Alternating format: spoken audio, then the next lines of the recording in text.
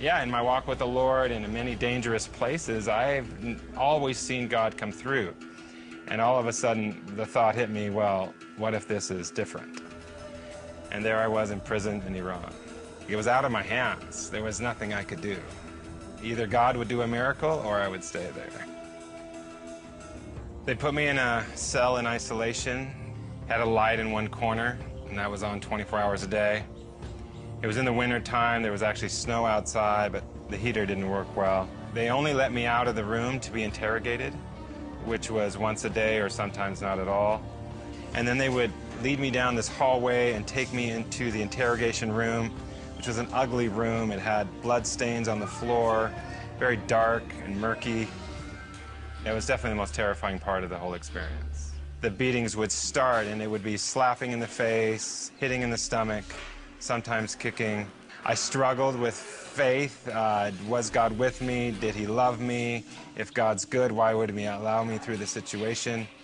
And I remember one day I woke up and I was done, inside.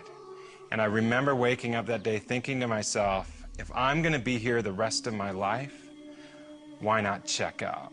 My only thought was not to stay there. And the only way not to stay there was to die.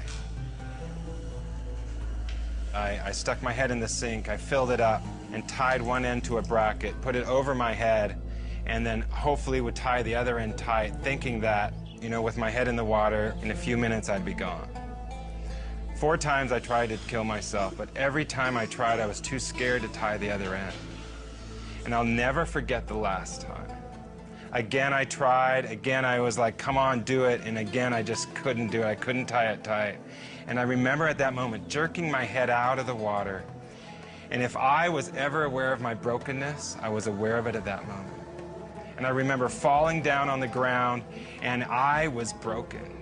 And if I was ever aware of my shame, I was aware of my shame at that moment.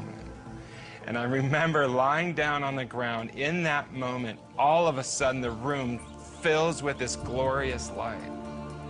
And I turn around to see what's going on, and there is Jesus. And he's standing in front of me with this big grin and smile on his face. And it was at that lowest point that he met me. And he looks at me and he stretches out his hands and he puts them underneath me like this. And in the vision, as I see Jesus, he looks at me and says this.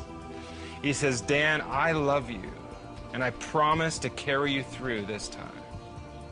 And from that day until this day, I've never had those thoughts again. And that's who Jesus is.